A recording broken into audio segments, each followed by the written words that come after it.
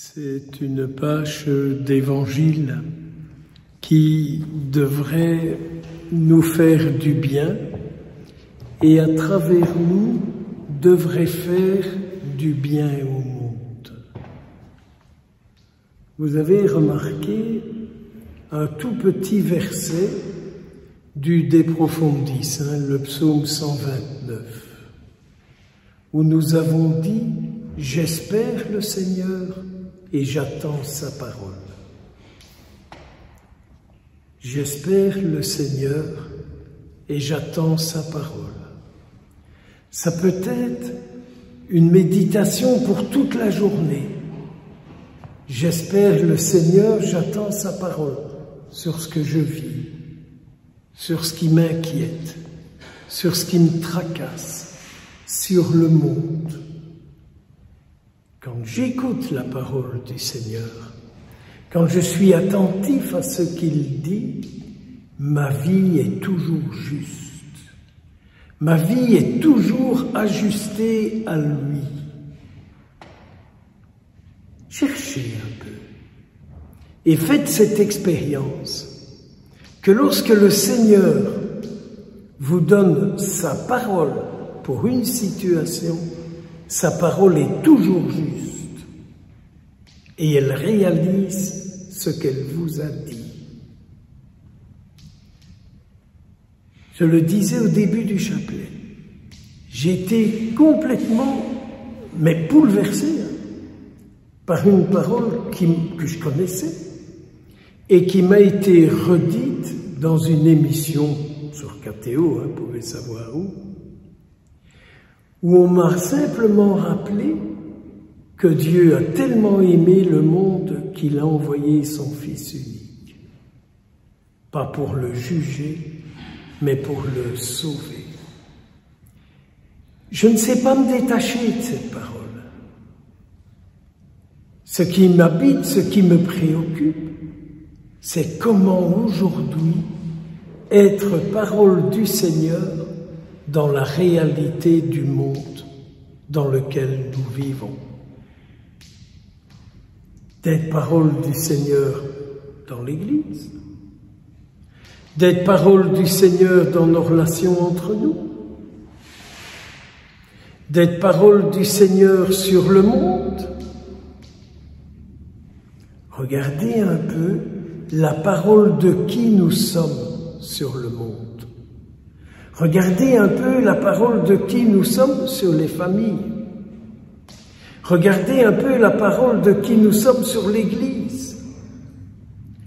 La parole de qui nous sommes les uns sur les autres, n'est-ce pas?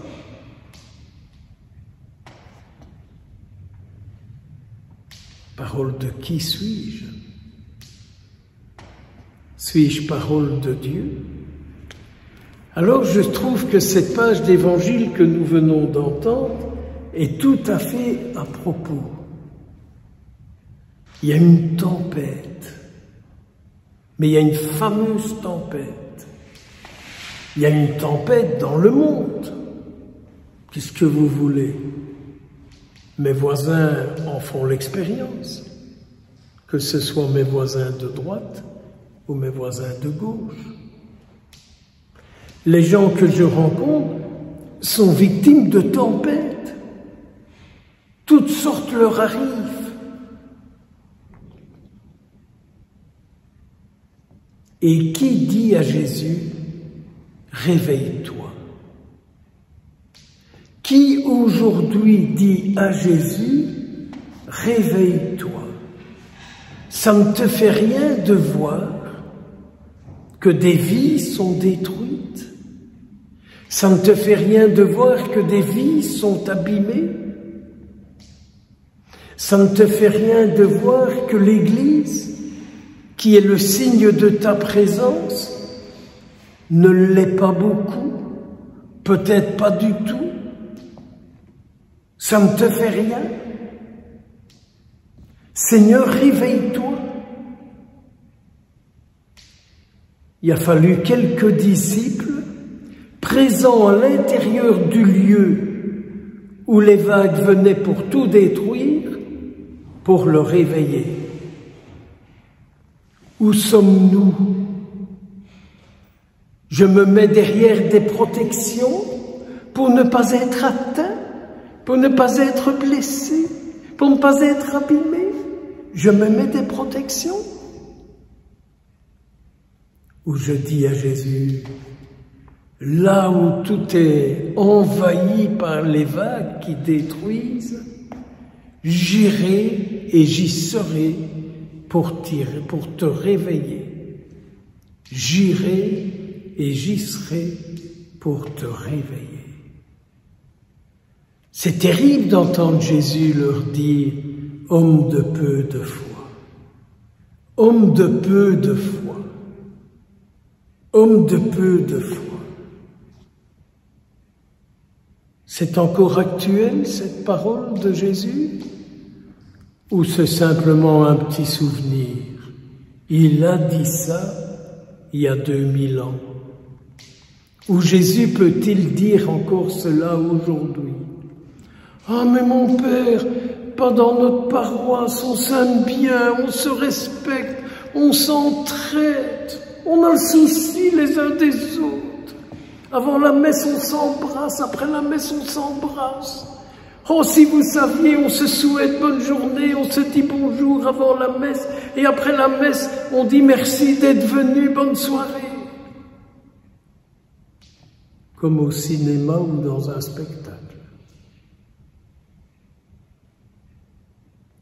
Jésus, Jésus, réveille-toi.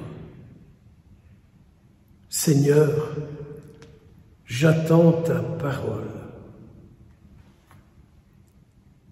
Viens, agis. Au nom du Père, du Fils et du Saint-Esprit.